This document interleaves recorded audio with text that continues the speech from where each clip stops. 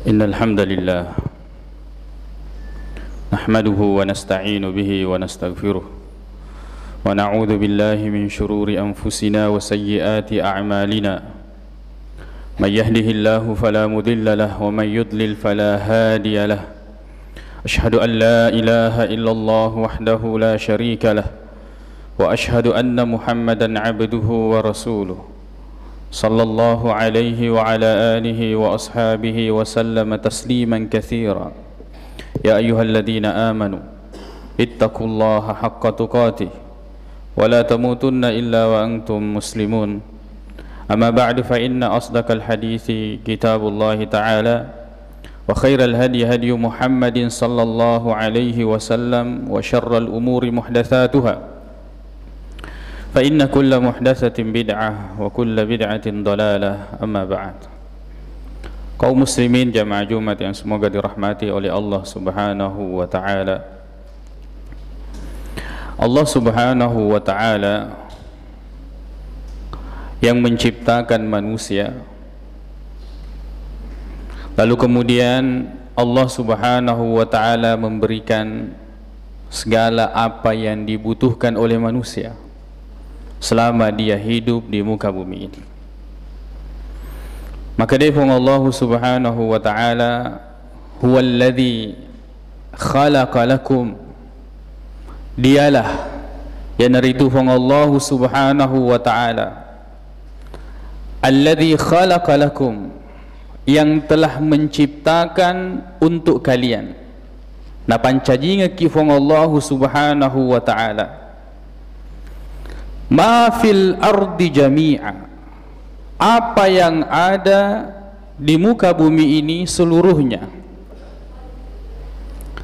Segala apa yang ada di muka bumi ini Allah ciptakan untuk manusia, untuk melayani manusia, untuk memudahkan kehidupan manusia.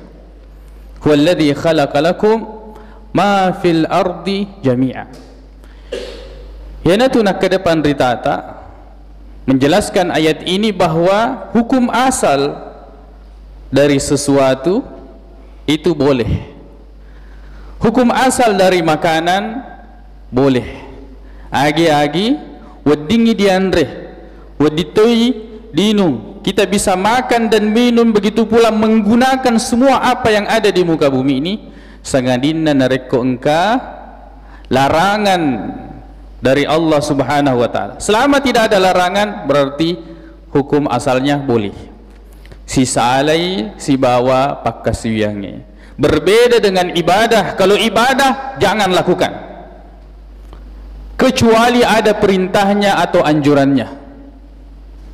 Jadi kalau ada yang mengatakan makada angka tu dipigau sempajama pakue, malam begini ada dilakukan zikir begini, waktu begini, begini bilangannya, begini caranya, jangan lakukan sampai kemudian jelas maka dengka dalilena oleh rea korang melebihna fong Allah Subhanahu wa taala, maka topa naritu hadisna Nabi ta Muhammad sallallahu alaihi wasallam.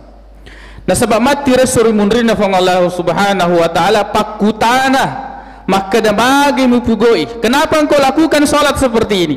Kenapa engkau lakukan, ucapkan zikir begini, begini caranya, begini jumlahnya? Kenapa kamu lakukan? Aga bape balita. Engkau gak Quranna, engkau gak ayatna, engkau gak hadisna, ataukah itu datang dari pengamalan entah siapa, guru siapa, ustaz siapa, kiai siapa, guru tak siapa, yang semuanya itu bukan sumber syariat. Sumber syariat itu datang dari Allah Subhanahu wa taala, makkoto panaritu Nabi Muhammad sallallahu alaihi wasallam. Ibadah stop, jangan lakukan kecuali ada perintah atau anjurannya. Berbeda kalau misalnya hal-hal yang berkaitan dengan dunia, bermuamalah, barang, benda, alat yang ingin kita gunakan silahkan gunakan, makanan yang ingin kita makan silahkan makan, minuman yang kita ingin minum silahkan minum, sampai ada dalil yang mengharamkan. Sampai ada dalil yang mengharamkan baru kita tinggalkan. Di sinilah Allah Subhanahu wa taala memberikan kemudahan kepada kita semua. Huwallazi khalaqa lakum ma fil ardi jami'a. Allah menciptakan untuk manusia, untuk kita, semua yang ada di muka bumi ini. Maka Allah jadikan semua yang ada di muka bumi ini untuk melayani manusia, untuk memudahkan manusia. Tapi kemudian manusia itulah yang berbalik, kemudian dialah yang melayani dunia. Coba bagaimana berbedanya si salana perintah? Allah yang mensyariatkan, memberikan syariat kepada kita, lalu kemudian kita yang mau atur syariat. Inna salata kanat alal mu'minina kitaban mawquta. Allah kemudian mewajibkan salat ini 5 waktu pada waktu-waktu yang telah ditentukan. Boleh waktu sampai jangan maka daki cinampak pi. Dia pernah pura jama-jamaku. Allah yang memberikan syariat, seharusnya syariat ini mengatur manusia, tapi kemudian manusia itu justru yang mengatur salatnya. Sekali na jama-jama lino, lalu kemudian dunia itu yang mengatur dia. Dunia yang mengatur dia.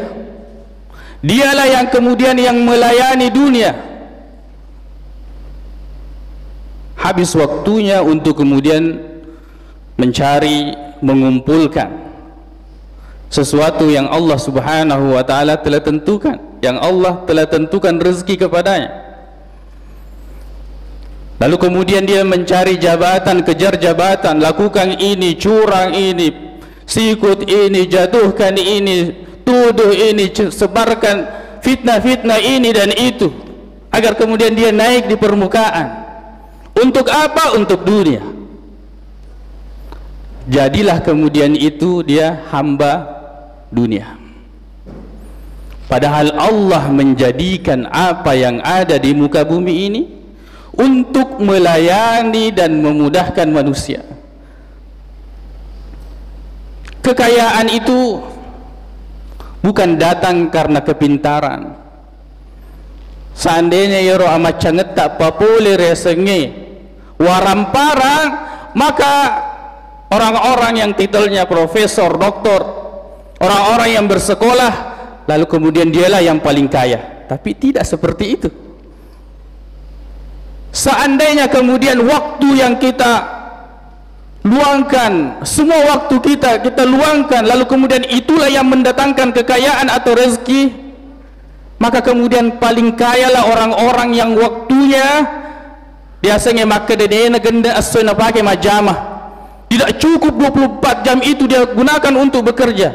Tapi lihat, ternyata tidak. Meluangkan semua waktu untuk mencari, mengumpulkan kekayaan, justru bukan itu yang mendatangkan kekayaan dan rezeki.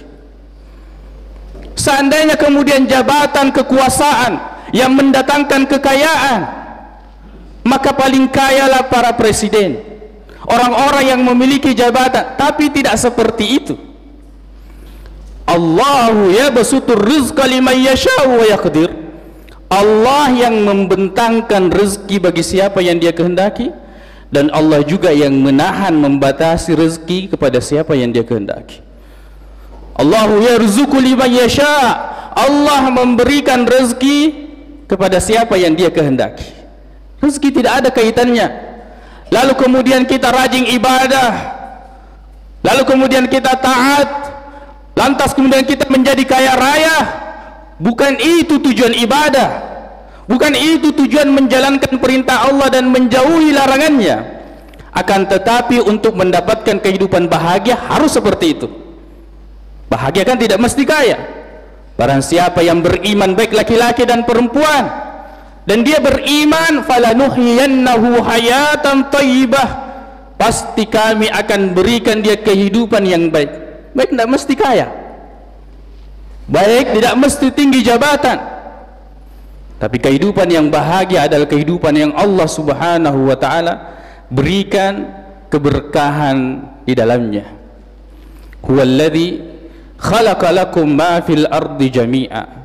Allah yang telah menciptakan kepada kalian segala apa yang di muka bumi ini, ya, untuk manusia. Kemudian Allah Subhanahu wa ta'ala mengatakan thumma stawa ila sama. Lalu kemudian Allah Subhanahu wa taala menuju langit.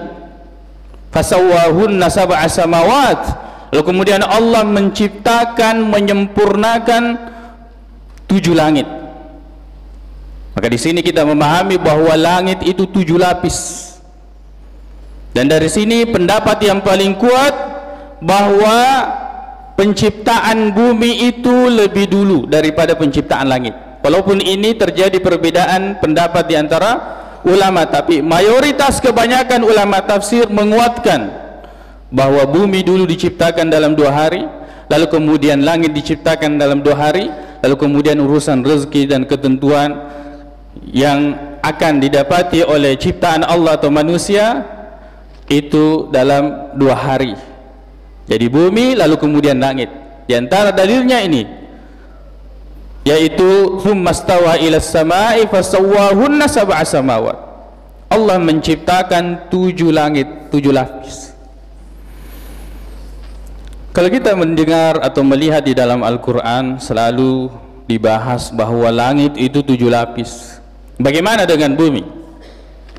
Bumi juga 7 lapis. Allah Subhanahu wa taala menerangkan satu ayat dalam Al-Quran, Allahul ladzi khalaqa sab'a samawatin wa minal ardi mislahunna. Allah yang menciptakan langit 7 lapis, begitu pula bumi seperti itu. Dan dalam hadis Nabi sallallahu alaihi wasallam, man akhadha shibran minal ard, siapa yang mengambil 1 jengkal tanah, 1 jengkal tanah min ghairi haqqihi, yang bukan haknya, tanya anunna nalah napalece ini patokna sapona, batas tanah dia pindahkan 1 jengkal, tawakahullahu bisab'i aradin, maka Allah Subhanahu wa taala akan menghimpit dia atau akan memikulkan kepada dia 7 lapis tanah. 1 jengkal kali 7 lapis. Bagaimana kemudian orang-orang yang mengambil tanah yang bukan haknya, ratusan meter bahkan hektar, maka Allah Subhanahu wa taala akan menimpakan kepadanya nanti di hari kemudian apa yang dia ambil itu 7 lapisnya tanah. Maka di sini ulama menjelaskan bahwa langit 7 lapis, begitu pula bumi itu 7 lapis. Wa huwa bikulli syai'in alim, dan Allah Subhanahu wa taala terhadap segala sesuatu maha mengetahui. Aqulu qauli hadza wa astaghfirullah li wa lakum.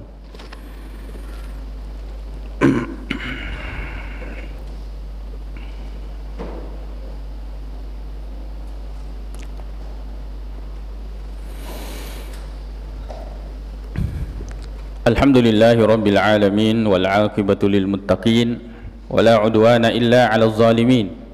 Asyhadu an la ilaha illallah wahdahu la syarika lah wa asyhadu anna Muhammadan 'abduhu wa rasuluh sallallahu alaihi wa ala alihi wa ashabihi wa sallama tasliman katsira. Amma ba'd. Kaum muslimin jamaah Jumat yang semoga dirahmati oleh Allah Subhanahu wa taala. Di awal surah Al-Baqarah, Allah Subhanahu wa taala membuka dan menerangkan kepada kita kitab yang harus kita gunakan sebagai petunjuk, dan itu tidak ada keraguan di dalamnya. Lalu kemudian Allah menerangkan tentang karakter-karakter yang harus kita miliki dan karakter yang harus kita jauhi. Kita harus memiliki karakter orang-orang yang bertakwa, dan itu diterangkan bagaimana orang-orang yang bertakwa tersebut. Lalu kemudian diterangkan karakter yang harus kita jauhi, orang kafir, orang munafik, orang fasik. Jangan sampai kita termasuk di antara orang-orang yang seperti ini. Lalu kemudian Allah mengingatkan kita pada ayat sebelumnya yang kita jelaskan pada khutbah Jumat sebelumnya, bahwa Allah Subhanahu wa taala yang menciptakan, yang menghidupkan kita, lalu kemudian mematikan kita, lalu kemudian Allah mematikan, menghidupkan, lalu kemudian mematikan, lalu kemudian menghidupkan lagi. dan kita hanya kembali kepada Allah Subhanahu wa taala. Jadi kita harus ingat bahwa yang menciptakan, yang menghidupkan dan yang akan mematikan kita hanyalah Allah Subhanahu wa taala. Lalu kemudian pada ayat ini Allah Subhanahu wa taala menjelaskan kepada kita, setelah kalian hidup, ingat yang menciptakan kepada kalian segala apa yang ada di muka bumi ini. Kamu harus sadar bahwa rezeki yang kamu rasakan bukan karena usahamu. Banyak orang usaha tapi Allah tidak berikan seperti apa yang Allah berikan kepadamu. Jangan sombong bahwa segala sesuatunya itu Allah yang memberikan kepadamu. Maka beribadalah kalian kepada Allah. Asompa kilori fong Allah Subhanahu wa taala. Langit yang ada di atas kita ini, Allah menciptakan kita dan Allah menaungi kita. Langit yang begitu kuat, yang darinya Allah Subhanahu wa taala turunkan air yang kemudian menjadi kehidupan di atas bumi ini. Ingat, Allah Subhanahu wa taala dengan nikmat yang Allah berikan, lalu kemudian kita kufur, tidak beribadah kepadanya. Dengan apa yang Allah berikan lalu kita tidak bersyukur kepada Allah Subhanahu wa taala, kita tidak gunakan di dalam beribadah, justru kita kufur, jauh dari perintah Allah Subhanahu wa taala. Ingat, innallaha bikulli syai'in alim.